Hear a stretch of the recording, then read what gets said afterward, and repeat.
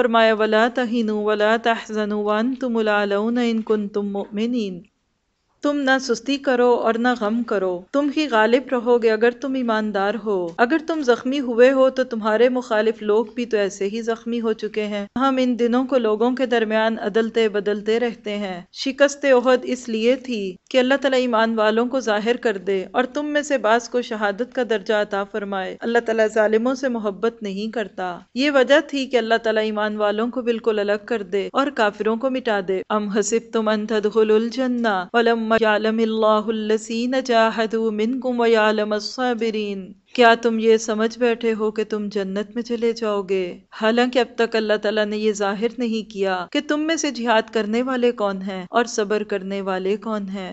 جنگ سے پہلے تو تم شہادت کی تمنا میں تھے اور اب تم نے اپنی آنکھوں سے دیکھ لیا۔ یہ تھی آیت نمبر 139 سے 143۔ ان کا عنوان ہے جنت خواہشوں سے نہیں ملتی۔ اگر ملتی ہوتی نا تو کوئی جنت سے باہر نہ رہتا۔ آج جنت کی تمنا کرنے والے بہت ہیں، لیکن جنت کے حسب شان کوشش کرنے والے کم ہیں۔ اللہ تعالیٰ نے ان آیات میں ہمیں یہی بتا دیا کہ جب ایک بندہ ایمان لاتا ہے نا تو اصل میں وہ اللہ کے لیے جینے اور مرنے کا اقرار کرتا ہے۔ جو لوگ اللہ کے لیے جینے اور مرنے کا اقرار کرتے ہیں نا اصل میں وہی مومن ہے، اور ایسے مومنوں کے لیے اللہ کے وعدے ہیں کہ ان کو دنیا میں بھی غالب کرے گا اور آخرت میں بھی جنت دے گا۔ لیکن وہ لوگ جو اس بنیاد سے نیچے اتر جاتے ہیں پھر ان کے لیے اللہ کے وعدے نہیں ہیں۔ پھر ایسے لوگوں کو دنیا میں بھی رسوائی ملے گی اور آخرت میں بھی رسوائی ملے گی۔ اور جب ایک بندہ اللہ کے راستے میں چلتا ہے تو دوسروں کی طرف سے اس کو پکڑا جاتا ہے، اور یہ پکڑا جانا جو ہوتا ہے اگر اس وقت بندے کو جنت آنکھوں کے سامنے رہے تو کوئی بھی چیز اس کو بڑی نہیں لگتی۔ اللہ تعالیٰ ہمیں جنت کے راستے کی تمام رکاوٹوں کو دور کرنے والا بنا دے۔ پھر مزید کچھ واقعات غزوہ احد کے۔ وما محمد الا رسول، حضرت محمد صلی اللہ علیہ وسلم صرف رسول ہی ہیں، ان سے پہلے بہت سے رسول ہو چکے ہیں۔ کیا اگر ان کا انتقال ہو جائے یا یہ شہید ہو جائیں تو تم اسلام سے اپنی ایڑیوں کے بل پھر جاؤ گے؟ اور جو کوئی پھر جائے اپنی ایڑیوں پر تو ہرگز اللہ تعالیٰ کا کچھ نہ بگاڑ سکے گا۔ ان قریب اللہ تعالیٰ شکر گزاروں کو بتلا دے گا۔ بغیر اللہ تعالیٰ کے حکم کے کوئی جاندار نہیں مر سکتا۔ مقرر شدہ وقت لکھا ہوا ہے۔ دنیا کی چاہت والوں کو ہم کچھ دنیا بھی دے دیتے ہیں، اور آخرت کا ثواب چاہنے والوں کو ہم وہ بھی دیں گے، اور احسان ماننے والوں کو ہم بہت جلد نیک بدلہ دیں گے۔ بہت سے نبیوں کے ہم رکاب ہو کر بہت سے اللہ والے جہاد کر چکے ہیں۔ انہیں بھی اللہ کی راہ میں تکلیفیں پہنچی، لیکن نہ تو انہوں نے ہمت ہاری، نہ سست رہے اور نہ دبے، اور اللہ تعالیٰ صبر کرنے والوں کو ہی چاہتا ہے۔ وما کان قولہم، اور وہ یہی کہتے رہے، کیا قالوا ربنا اغفر لنا ذنوبنا واسرافنا فی امرنا وثبت اقدامنا وانصرنا علی القوم الکافرین، اے ہمارے پروردگار ہمارے گناہوں کو بخش دے اور ہمارے کاموں میں جو بے جا زیادتی ہوئی ہے اسے بھی معاف فرما، اور ہمیں ثابت قدمی عطا فرما، اور ہمیں کافروں کی قوم پر مدد دے۔ اللہ نے انہیں دنیا کا ثواب بھی دیا اور آخرت کے ثواب کی خوبی بھی عطا فرمائی۔ اللہ تعالیٰ نیک لوگوں سے محبت کرتا ہے۔ یہ تھی آیت نمبر 144 سے 148۔ ان کا عنوان ہے اللہ کے نبی کو بھی موت آئے گی۔ یہ وہ نقطہ ہے کہ جس پہ آج امت کے کچھ طبقے کو شک ہے۔ آج ہمارے ہاں ایک تاثر ہے، اور وہ کیا ہے کہ اللہ کے نبی صلی اللہ علیہ وسلم کے بارے میں یہ کہنا یا سوچنا کہ وہ فوت ہو گئے یہ ان کی گستاخی ہے۔ تو پہلی بات ہے کہ اگر یہ گستاخی ہے تو یہ گستاخی تو نعوذ باللہ قرآن پاک نے کی۔ میں آپ کے شعور کے لیے آیتوں کا ٹکڑا دوبارہ پڑھوں گی۔ وما محمد الا رسول قد خلت من قبلہ الرسل افإن مات او قتل انقلبتم علی اعقابکم، کہ محمد صلی اللہ علیہ وسلم اور کچھ نہیں سوائے ایک رسول کے، ان سے پہلے بھی رسول گزرے، کیا وہ مر جائیں؟ یہ ماتا کا لفظ بتا رہا ہے کہ اللہ کے نبی کو موت آئے گی۔ اور یہ آیتیں کب نازل ہوئیں؟ جب احد کے میدان میں یہ افواہ پھیل گئی کہ اللہ کے نبی صلی اللہ علیہ وسلم انتقال کر گئے۔ اصل میں مصعب بن عمیر رضی اللہ عنہ کی شہادت ہوئی تھی، جو اللہ کے نبی صلی اللہ علیہ وسلم سے بہت مشابہت رکھتے تھے، تو ان کو دیکھ کر خبر پھیل گئی کہ اللہ کے نبی فوت ہوئے، اس سے ایک بھگدڑ مچ گئی۔ لیکن ان آیات کے نازل ہونے کے بعد حقیقت میں اللہ کے نبی صلی اللہ علیہ وسلم جب دنیا سے گئے تو اس وقت غم کی وجہ سے حضرت عمر رضی اللہ تعالیٰ عنہ نے یہ سوچ لیا کہ اگر کوئی یہ کہے گا کہ اللہ کے نبی صلی اللہ علیہ وسلم فوت ہو گئے تو عمر اس کی گردن کاٹ دے گا۔ اس وقت پھر ممبر پہ کھڑے ہو کے حضرت ابو بکر صدیق رضی اللہ عنہ نے یہی آیتیں تلاوت کی تھی کہ عمر ہوش کرو، اللہ تو پہلے سے کہہ چکا کہ اللہ کے نبی کو موت آ سکتی ہے، اور من کان یعبد اللہ فإن اللہ حی لا یموت. تو بہرحال اس حکم سے ہمیں یہ پتہ چل گیا کہ اللہ کے نبی صلی اللہ علیہ وسلم اپنے حصے کا کام کر کے دنیا سے گئے، اور اب اگر کوئی شخص اسی نقش قدم پہ چلنا چاہتا ہے تو وہ اپنی زندگی کو بھی اسی میں کھپا دے جو اللہ کے نبی کا کام تھا. یا ایھا الذین آمنوا ان تطیعوا الذین کفروا یردوکم علی اعقابکم فتنقلبوا خاسرین. بار بار دیکھیے کہ مضمون آ رہا ہے اگر ہم شعور سے ان آیتوں کو سنیں.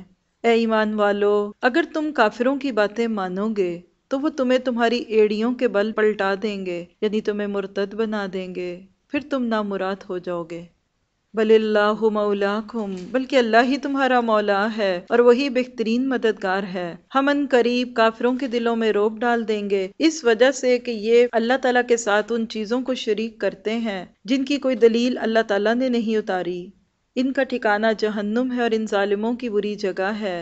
وَلَقَدْ صَدَقَكُمُ اللَّهُ وَعْدَهُ، اللہ تعالیٰ نے تم سے اپنا وعدہ سچا کر دکھایا جب کہ تم اس کے حکم سے انہیں کاٹ رہے تھے، یہاں تک کہ جب کہ تم نے پست ہمتی اختیار کی اور کام میں جھگڑنے لگے اور نافرمانی کی. اس کے بعد اس نے تمہاری چاہت کی چیز تمہیں دکھا دی. تم میں سے بعض دنیا چاہتے تھے اور بعض کا ارادہ آخرت کا تھا، تو پھر اس نے تمہیں ان سے پھیر دیا تاکہ تم کو آزمائے، اور یقیناً اس نے تمہاری لغزش سے درگزر فرمایا، اور ایمان والوں پر اللہ تعالیٰ بڑے فضل والا ہے. جبکہ تم چڑھے جا رہے تھے اور کسی کی طرف توجہ نہیں کرتے تھے، اللہ تعالیٰ کے رسول تمہیں پیچھے سے آوازیں دے رہے تھے، بس تمہیں غم پر غم پہنچا تاکہ تم فوت شدہ چیز پر غمگین نہ ہو اور نہ پہنچنے والی تکلیف پر اداس ہو. اللہ تعالیٰ تمہارے اعمال سے باخبر ہے. یہ تھی آیت نمبر 149 سے 153. اس کا عنوان ہے فتح شکست میں کیوں بدلی. غزوہ احد کا وہ منظر ہے کہ جس موقع پہ پھر مسلمان جو تھے وہ بکھر گئے. اللہ تعالیٰ نے یہاں یہی بتا دیا کہ بعض دفعہ تھوڑے لوگوں کی غلطی بہت ساروں کو نقصان میں مبتلا کرتی ہے. آج کے دور میں بھی یہی دستور ہے. چند لوگوں کی جذباتی باتیں اور ان کے جذباتی ایکشنز جو ہیں وہ پوری امت کو نقصان کی طرف مائل کر دیتے ہیں. اگلی بات اس حصے سے ہم نے جو دیکھی کہ اگر مشکل موقع پر ایمان والے جم جائیں تو اللہ تعالیٰ اس مشکل کو فتح میں بدل دیتا ہے، اللہ کی مدد میں بدل دیتا ہے. اور جو لوگ حقیقت میں اللہ تعالیٰ کے حکم پہ جم جاتے ہیں پھر وہ بعض دفعہ بہت سارے لوگوں کے اوپر بھاری ہو جاتے ہیں. اب غزوہ احد کے بعد جو منافقین نے چہ گوئیاں کی ان کا تذکرہ ہے. ثم انزل علیکم من بعد الغم امنۃ نعاسا یغشی طائفۃ منکم، پھر اس نے غم کے بعد تم پر امن نازل فرمایا اور تم میں سے ایک جماعت کو امن کی نیند آنے لگی. ہاں کچھ وہ بھی لوگ تھے جنہیں اپنی جانوں کی پڑی ہوئی تھی، وہ اللہ تعالیٰ کے ساتھ ناحق جہالت بھری بدگمانیاں کر رہے تھے اور کہتے تھے کیا ہمیں بھی کسی چیز کا اختیار ہے؟ آپ کہہ دیجئے کام کل کا کل اللہ کے اختیار میں ہے. یہ لوگ اپنے دلوں کے بھید آپ کو نہیں بتاتے تھے. کہتے ہیں اگر ہمیں کچھ بھی اختیار ہوتا تو ہم یہاں قتل نہ کیے جاتے. آپ کہہ دیجئے کہ گو اگر تم اپنے گھروں میں بھی ہوتے، پھر بھی جن کی قسمت میں قتل ہونا تھا وہ تو مقتل یعنی قتل ہونے کی جگہ کی طرف چل پڑتے. اللہ تعالیٰ کو تمہارے سینوں کے اندر کی چیز کا آزمانا اور جو کچھ تمہارے دلوں میں ہے اس کو پاک کرنا تھا، اور اللہ تعالیٰ سینوں کے بھید سے آگاہ ہے. تم میں سے جن لوگوں نے اس دن پیٹھ دکھائی جس دن دونوں جماعتوں کی مٹ بھیڑ ہو گئی تھی، یہ لوگ اپنے بعض کرتوتوں کے باعث شیطان کے پھسلانے میں آ گئے، لیکن یقین جانو کہ اللہ تعالیٰ نے انہیں معاف کر دیا. اللہ تعالیٰ بخشنے والا اور تحمل والا ہے. یہ تھی آیت نمبر 154 سے 155. اس کا عنوان ہے یہ ہمت توڑنے والے. غزوہ احد میں جہاں مخلصین لوگ تھے وہاں کچھ لوگ ایسے بھی تھے کہ جو بھی ایمان کے اس درجے پہ نہیں پہنچے تھے کہ جس درجے پہ مشکل آنے کے وقت بھی ایمان پہ قائم رہا جائے. یاد رکھیے گا کہ ہر دور میں دین میں داخل ہونے والے اکثر لوگ حق پہ ہی ہوتے ہیں، لیکن کچھ لوگ ایسے بھی ہوتے ہیں کہ جن کے دلوں میں بھی ایمان داخل نہیں ہوا ہوتا. ایسے لوگ خوشحالی کے وقت میں، فتح اور نصرت کے وقت میں اور کامیابیوں کے وقت میں تو آپ کے دوست ہوتے ہیں، لیکن جب کشتی ڈوبنے لگتی ہیں تو وہی آپ کو تانے دینے والے اور آپ کی ہمت توڑنے والے ہو جاتے ہیں. ایسے ہی کچھ لوگوں کی باتوں کا تذکرہ ہے کہ جب غزوہ احد میں 70 لوگ مارے گئے، مسلمانوں کو نقصان ہوا، تو کچھ لوگوں نے پھر ایسی ہمتیں توڑ دیں اور وہ کیا ہے کہ دیکھو نہ جاتے تو اچھا تھا، کاش کاش کاش۔ لو کا لفظ ادھر استعمال ہوا ہے، جس کے بارے میں حدیث میں آتا ہے کہ لو کا کہنا یعنی کاش لفظ کہنا شیطان کے دروازے کو کھول دیتا ہے۔ آج بھی دیکھیے کہ عملی زندگی میں اگر ہم دیکھیں تو کبھی بھی حسرت بھرا کوئی کلمہ بولے تو اس کے بعد فوراً ڈپریشن شروع ہو جاتا ہے۔ مثلا کوئی شخص بیمار ہو، اب آپ علاج کرواتے ہیں لیکن اس کو باہر کے ملک نہیں لے کے جاتے، موت اپنے وقت پہ آ جاتی ہے، پھر بعض لوگ کس طرح افسوس کرتے ہیں، ہائے کاش اس کو باہر لے جاتے، ہائے اس کو امریکہ لے جاتے، اس کو کینیڈا لے جاتے، اس کو فلاں جگہ لے جاتے۔ یہ جو کاش کہنا ہوتا ہے نا، یہ ان کے دل میں حسرت ڈالتا ہے، حالانکہ موت تو جہاں آنی ہے آ جاتی ہے۔ پھر اس حصے سے ہم نے یہ بھی دیکھا کہ جب کوئی لوگ غلطی سے فائدہ نہیں اٹھاتے بلکہ دوسروں کی بھی ہمت توڑنے والے ہوتے ہیں تو ایسے لوگ بہت سارے لوگوں کے لیے نقصان کا سبب بن جاتے ہیں، اور ایسے ہی لوگ ہیں جو پھر کسی بھی قوم کے لیے ایک ناسور بن جاتے ہیں۔ یا ایھا الذین آمنوا لا تکونوا کالذین کفروا، بار بار ایک ہی مضمون تکرار ہے، آپ نوٹ کیجئے گا۔ اے ایمان والو، تم ان لوگوں کی طرح نہ ہو جانا جنہوں نے کفر کیا اور اپنے بھائیوں کے حق میں جبکہ وہ سفر میں ہوں یا جہاد میں ہوں یہ کہا کہ اگر یہ ہمارے پاس ہوتے تو نہ مرتے نہ مارے جاتے۔ اس کی وجہ یہ تھی کہ اس خیال کو اللہ تعالیٰ ان کی دلی حسرت کا سبب بنا دے۔ اللہ تعالیٰ زندہ کرتا اور مارتا ہے اور تمہارے عمل کو خوب دیکھ رہا ہے۔ قسم ہے اگر اللہ کی راہ میں شہید کیے جاؤ یا اپنی موت مرو تو بے شک اللہ تعالیٰ کی بخشش اور رحمت اس سے بہتر ہے جسے یہ لوگ جمع کر رہے ہیں۔ وَلَئِن مُتُّمْ أَوْ قُتِلْتُمْ لَإِلَى اللَّهِ تُحْشَرُونَ، باليقین خواہ تم مر جاؤ یا مار ڈالے جاؤ، جمع تو اللہ تعالیٰ ہی کی طرف کیے جاؤ گے۔ اللہ تعالیٰ کی رحمت کے باعث آپ ان کے لیے نرم دل ہیں، اگر آپ بد زبان اور سخت دل ہوتے تو یہ سب آپ کے پاس سے چھٹ جاتے۔ سو آپ ان سے درگزر کریں اور ان کے لیے استغفار کریں اور کام کا مشورہ ان سے کیا کریں، پھر اگر آپ کا پختہ ارادہ ہو جائے تو اللہ تعالیٰ پر بھروسہ کریں، بے شک اللہ تعالیٰ توکل کرنے والوں سے محبت کرتا ہے۔ اگر اللہ تمہاری مدد کرے تو تم پر کوئی غالب نہیں آ سکتا، اور اگر وہ تمہیں چھوڑ دے تو اس کے بعد کون ہے جو تمہاری مدد کرے۔ ایمان والوں کو اللہ تعالیٰ پر ہی بھروسہ رکھنا چاہیے۔ یہ تھی آیت نمبر 156 سے 160، 156 to 160۔ ان کا عنوان ہے اچھے لیڈر کی خوبیاں۔ شروع میں مسلمانوں کو دوبارہ اس بات کی نصیحت کرنے کے بعد کہ تمہارے طور طریقے، تمہارے رنگ ڈھنگ کفار جیسے نہیں ہونے چاہیے، کیونکہ جب کسی قوم کے طور طریقے دشمن جیسے ہونے لگتے ہیں تو دشمن کے دل میں ان کا رعب چلا جاتا ہے، اور اس کے بعد پھر اللہ کے نبی کی وہ خوبیاں کہ جس کی وجہ سے آپ کے صحابہ کرام باوجود بہادر ہونے کے، دین کی غیرت رکھنے کے، اجتماعی زندگی کو پیش کرنے والے تھے۔ کسی نے بھی مکہ میں ایک تلوار نہیں اٹھائی، حالانکہ ان میں جرأت بھی تھی، حوصلے بھی تھے۔ یہ امیر کی ایک اطاعت ہے، اور ایک اچھے لیڈر کی جو خوبیاں یہاں ہمیں معلوم ہوئی وہ دل کے اندر نرمی کا ہونا اور لوگوں کے لیے سخت دل نہ ہونا، غلطی ہو جائے پھر بھی معاف کر دینا، بخشش مانگے، گناہ کی معافی مانگے تو معاف کر دینا، اور ایک غلطی کی بنیاد پہ اب ان سے کٹ ڈاؤن کرنے کی بجائے آگے بھی ان کو مشوروں میں شامل کرتے رہنا۔ اللہ کرے کہ یہ خوبیاں آج کے لیڈرز میں بھی آ جائیں، تاکہ اگر کسی سے کوئی چھوٹی موٹی غلطی ہو بھی جائے تو وہ اس کو معاف کر کے امت کی وحدت کو نہ ٹوٹنے دیں۔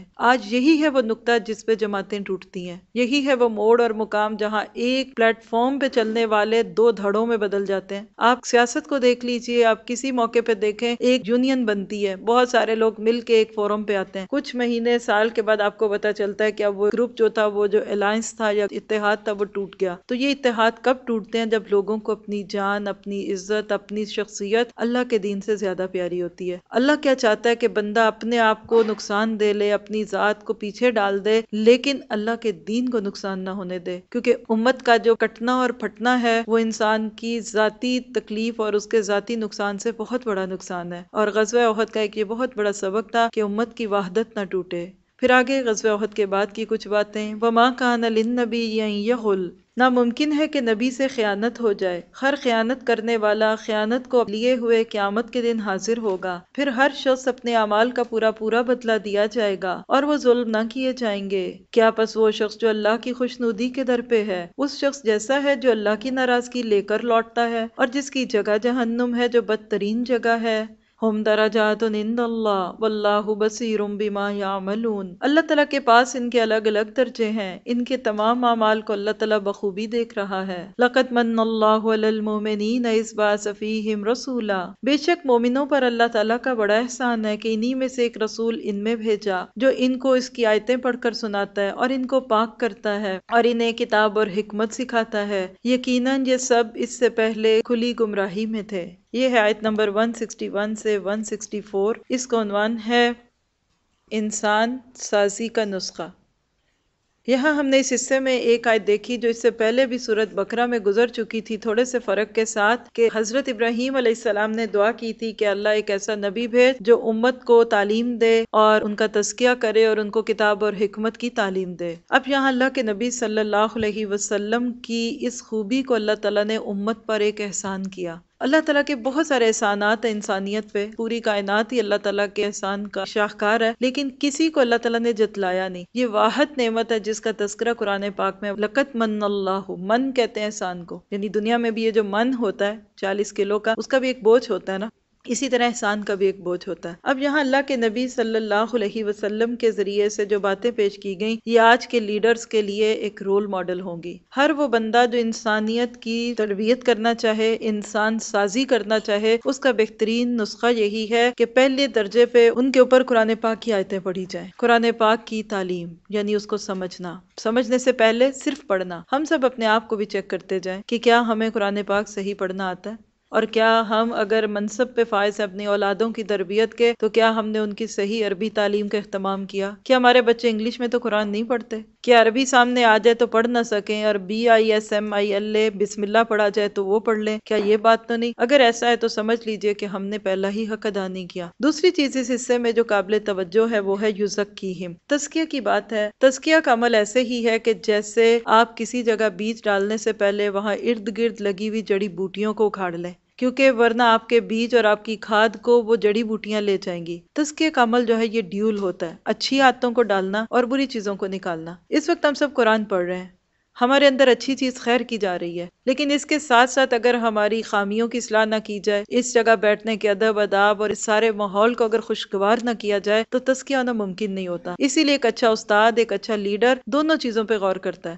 آج کے دور میں کیا ہے، ادب سکھائے جاتے ہیں، اچھی باتیں تو سکھائی جاتی ہیں لیکن بری باتوں پہ ٹوکا نہیں جاتا۔ اور تزکیے کا عمل اگر امت کی سطح پہ دیکھیں تو یہ وہی عمل ہے کہ جو پھر اللہ تعالیٰ کی شریعت کو اپنانے کے لیے انسان کو قابل کرتی ہے۔ سب سے پہلے تزکیہ کس کا ہوتا ہے؟ سوچ کا۔ یہاں پھر میں آپ کو وہی نقطہ دوں گی جس پہ ہم بات کر رہے تھے کہ اگر ہم امت کے حالات بدلنا چاہتے ہیں تو سب سے پہلی چیز جو کرنی ہوگی وہ سوچ کا تزکیہ ہوگا۔ جب سوچ بدلتی ہے نا، پھر انسان قدم اٹھاتا ہے۔ سوچ پاک ہو، سوچ کے اندر احساس آ جائے کہ واقعی زندگی گزارنے کا ایک اور طریقہ ہونا چاہیے، یہ نہیں۔ جب سوچ بدلتی ہے تو اس کے اگلے درجے پہ پھر ارادوں کا تزکیہ ہوتا ہے، پھر آپ کے پلانز اچھے بنتے ہیں، پھر جب آپ کے ارادے اچھے ہوتے ہیں، بڑے بڑے ارادے کرتے ہیں، پھر آپ کی نگاہ بلند ہونے لگتی ہے، پھر صرف آپ اپنے بچوں کی شادی اور اپنے گھر کی فکر نہیں کرتے، پھر آپ اس سے آگے بڑھ کے جاتے ہیں تو آپ کے بڑے بڑے ارادے بن جاتے ہیں۔ اس کے بعد پھر عمل کا تزکیہ ہوتا ہے، پھر آنکھوں کا تزکیہ، پھر کانوں کا تزکیہ، پھر زبان کا تزکیہ ہوتا ہے۔